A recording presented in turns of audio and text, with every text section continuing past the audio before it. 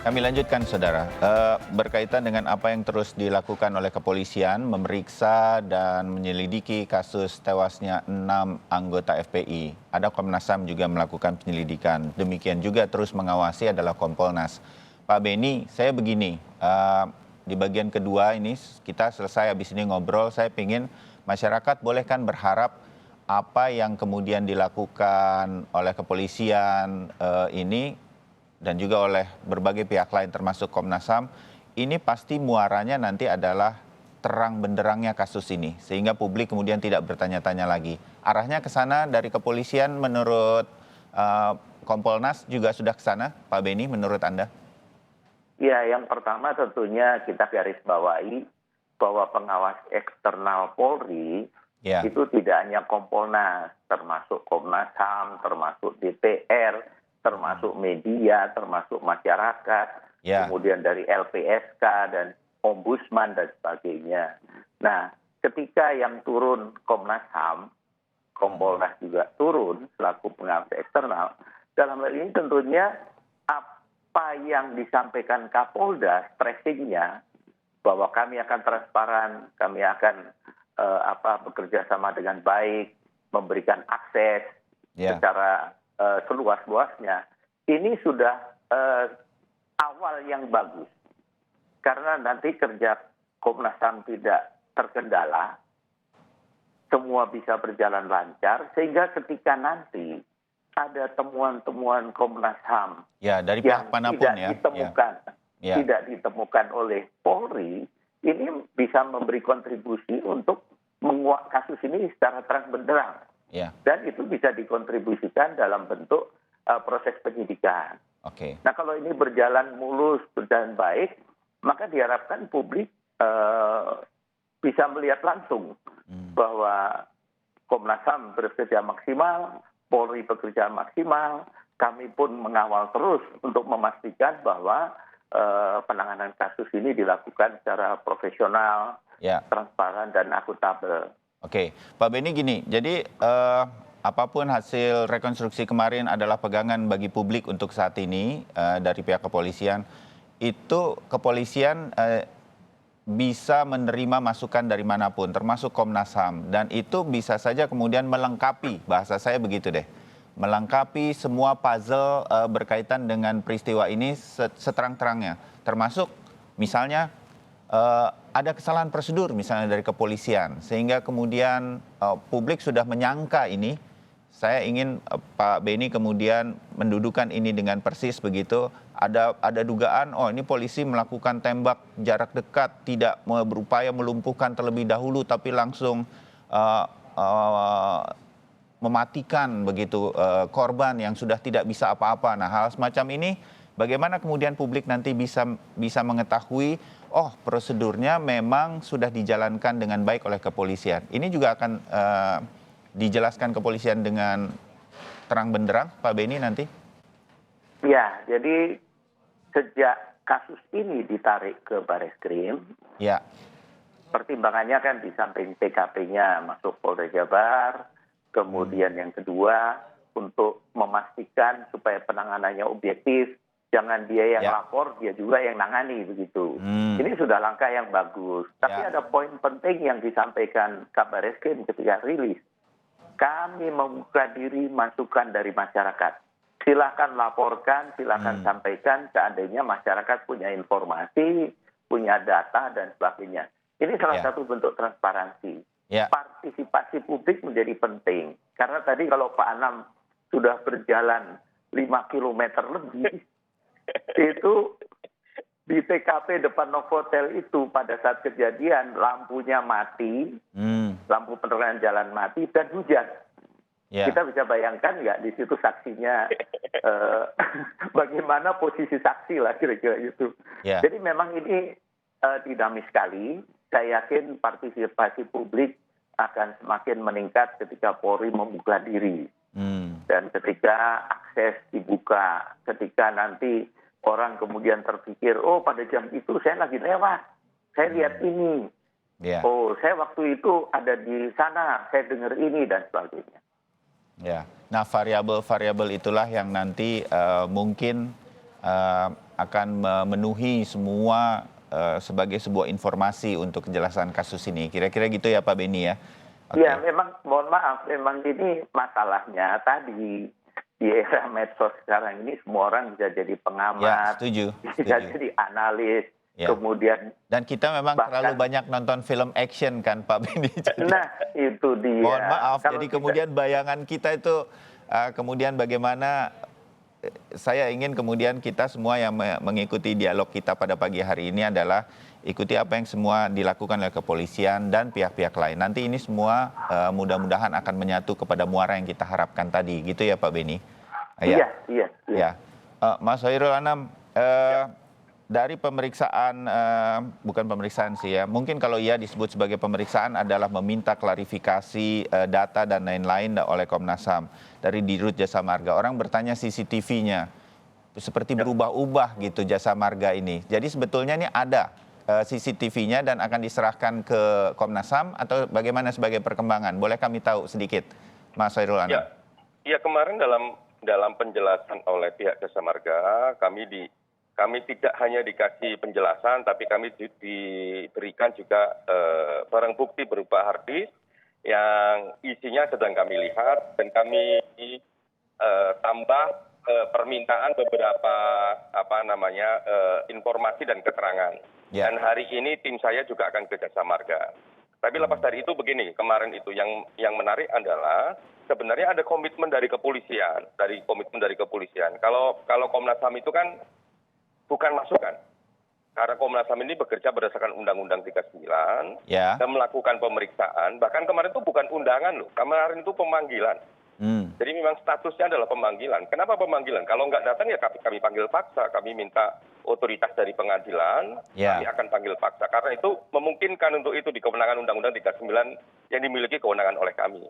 Baik, Nah, tapi kan sebagai wawasan. pihak kepolisian bagus datang dan berkomitmennya begini. Bahkan nanti kalau Komnas HAM sudah menemukan berbagai barang bukti, sampai ujungnya juga merekonstruksi peristiwanya, ngambil kesimpulan, termasuk juga memberikan rekomendasi, itu statusnya rekomendasi berdasarkan kewenangan. Dan kepolisian komitmennya akan menerima dengan patuh. Gitu. Karena memang kita akan uji dengan kalau pihak Polda mengatakan scientific crime investigation, Komnas HAM juga melakukan itu. Human investigation itu juga scientific gitu. Jadi kami nggak akan gegabah. Misalnya dalam minggu ini kami akan memeriksa langsung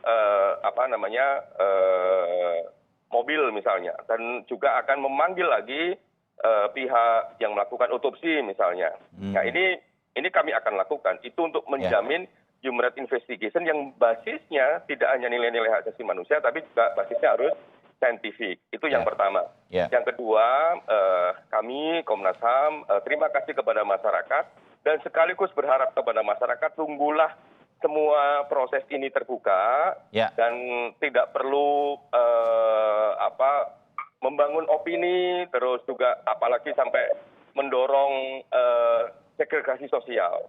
Bangsa ini membutuhkan kerjasama kita semua, bangsa ini membutuhkan kesejukan agar satu dengan yang lain semakin erat silaturahminya dan semakin mudah kita membangun bangsa ini menjadi bangsa yang sejahtera, adil, dan beradab. Ya, setuju Mas Hoirul Anam. Terima kasih ini kita untuk diingatkan itu. Sedikit ketika kemarin kemudian memanggil Pak Kapolda Metro, Pak Fadil Imran, dan tadi Pak Beni mengatakan kepolisian terbuka loh dengan semua penyelidikan dari pihak luar termasuk Komnas HAM, info dari masyarakat masih ditunggu gitu.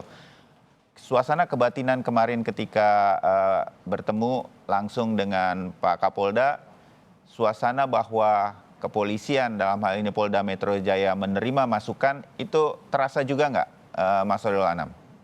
Sangat terasa. Jadi awalnya ya memang agak tegang sedikit lah. Cuman habis itu cair, terus ketika kita tanya detail-detail, teman-teman kepolisian juga menjawab, dan ketika kita tanya mereka nggak bisa jawab, terus berkomitmen untuk ngecek langsung.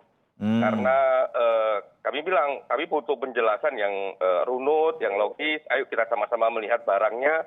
Mereka berkomitmen untuk atur waktu untuk langsung melihat. Makanya hari ini sama besok kami akan atur waktu sehingga saya minimal ketua timnya bisa melihat langsung berbagai bahan yang sudah mereka Ya, dapatkan. kalau begitu saya bisa berharap mewakili publik bahwa eh, apa yang dilihat nanti oleh Komnas HAM dan menjadi hasil penyelidikan ini akan juga ada penyelidikan dari kepolisian sendiri secara internal diawasi oleh pihak eksternal. Ini akan dijadikan satu dan melihat kasus ini kemudian secara terang benderang. Bukan saling mencari salah begitu, tetapi ini sebenarnya untuk membuat kasus ini terang benderang bagi publik. Bisa saya katakan semangatnya begitu ya Mas Hoirul? Sejak awal komitmen Komnas HAM gitu, bikin terang Ya. peristiwa, dan kemarin juga dinyatakan oleh Pak Fadil Imran, Kapolda Metro, juga mengatakan di depan kami waktu di pemeriksaan, beliau bilang akan membuat terang peristiwa, terus ketika meninggalkan Komnas HAM juga itu ditekankan lagi, Ya. komitmennya adalah membuka ini selebar-lebarnya untuk peristiwanya agar terang benderang. Karena semangatnya begini kami tekankan kemarin. Ya. Boleh peristiwa ini melukai kita semua sebagai anak bangsa, ya kan? Tapi Ya. yang paling penting dengan terangnya peristiwa adalah belajar dari kasus ini agar tidak terjadi untuk masa depan. Agar bangsa kita semakin lama semakin sejahtera, semakin adil, semakin beradab. Itu yang kita inginkan. Itu juga Ya. diinginkan oleh Kapolda Metro Jaya. Dan kami berkomitmen di titik itu, dan menurut kami ini sinyal yang sangat-sangat bagus. Ya, baik. Sedikit mengenai apa yang kemudian menjadi temuan-temuan bersama Dirut Jasa Marga. CCTV itu sudah dilihat, ada peristiwa itu. Saya tidak ingin digambarkan peristiwa, tapi ada tertangkap kamera begitu oleh CCTV di rest area kilometer 50 itu, Mas Hoirul? Untuk yang soal kami dapat informasi yang dari Jasa Marga, hari ini kami dalamin, besok kami dalamin.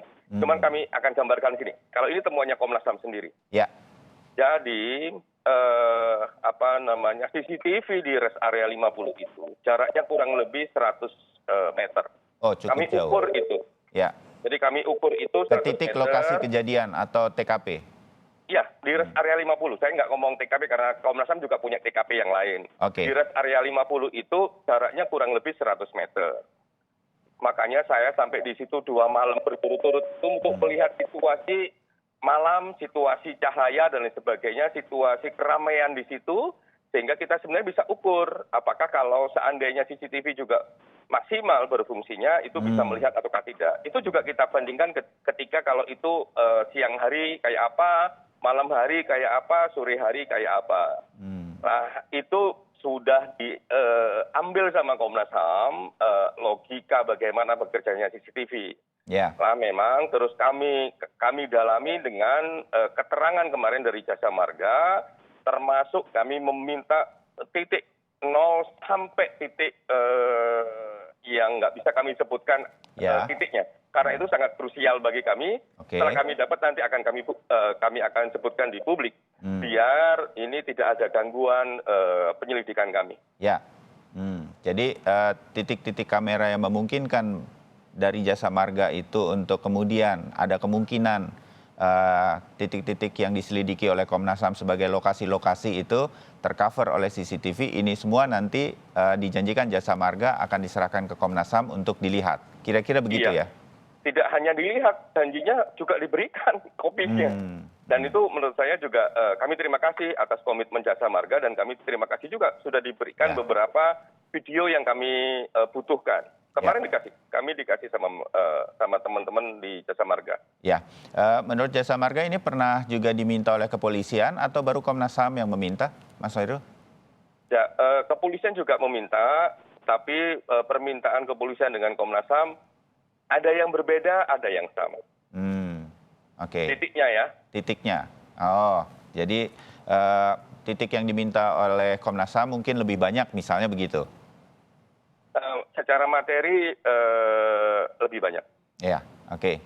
Baik, itu yang tergambar. Dan ini masih akan terus diselidiki dan Komnas HAM masih akan terus memanggil pihak-pihak lain, begitu kan? Ya. Ada dokter forensik yang menangani otopsi, dan kemudian mungkin saksi-saksi yang lain. Kira-kira begitu ya Mas Hoirul Anam, kalau boleh digambarkan beberapa hari ke depan.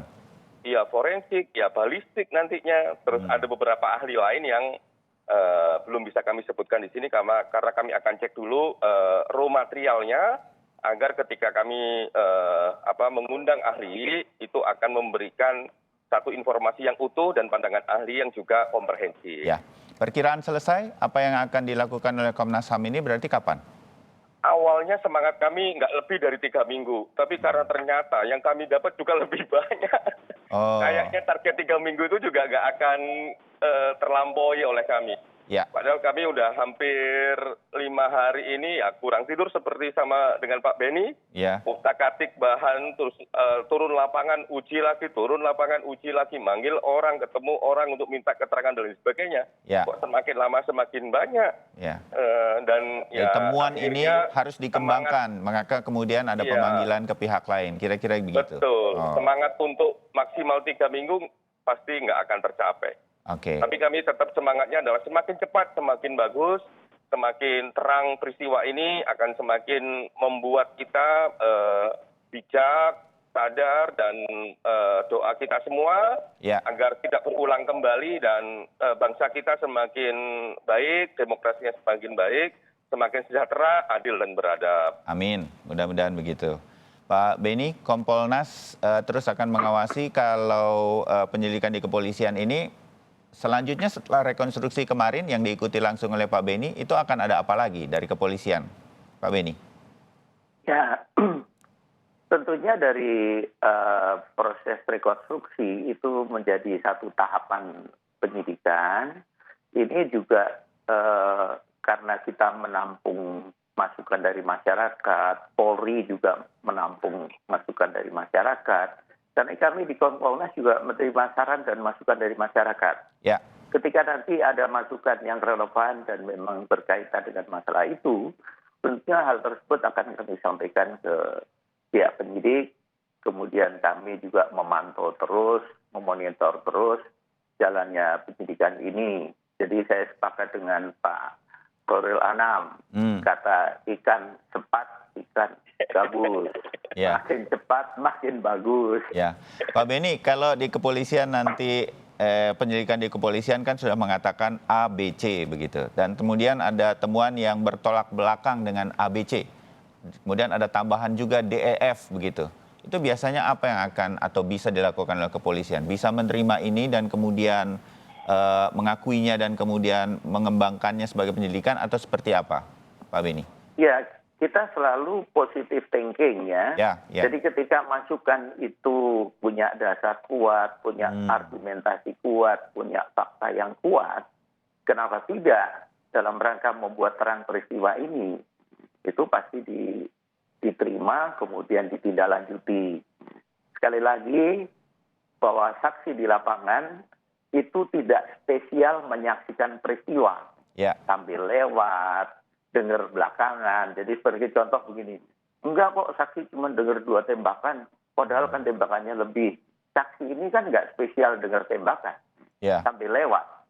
Nah hal seperti itu perlu diuji ketika ada saksi lain, enggak, saya dengar sekian tembakan. Nah ini harus dihimpun semua, kemudian didalami ketika memeriksa posisi dia, kondisi dia, sikap dia bagaimana. Ini semua nanti baru diangkat dalam konteks penyidikan atau pembuktian. Demikian. Baik, jadi publik harus tetap bersabar, biarkan penyelidikan ini berjalan. Bisa cepat, bisa juga ada sedikit penundaan untuk digelarnya ini supaya terang benderang, tapi intinya adalah semuanya nanti mudah-mudahan publik bisa menerima hasilnya dengan lebih baik, dengan lebih terang benderang apa yang sebenarnya terjadi. Itu harapan kita semua. Pak Beni Mamoto dari Kompolnas, Mas Khairul Anam dari Komnas HAM, bukan terakhir kita akan ketemu ya. Kita akan terus berdiskusi mengenai hal ini. Saya mewakili publik akan terus menerima informasi-informasi dari Pak Beni dan Mas Khairul Anam. Selamat terus bekerja. Yang terbaik untuk Indonesia. Terima kasih Pak Beni, Mas Khairul. Terima kasih. Selamat pagi. Selamat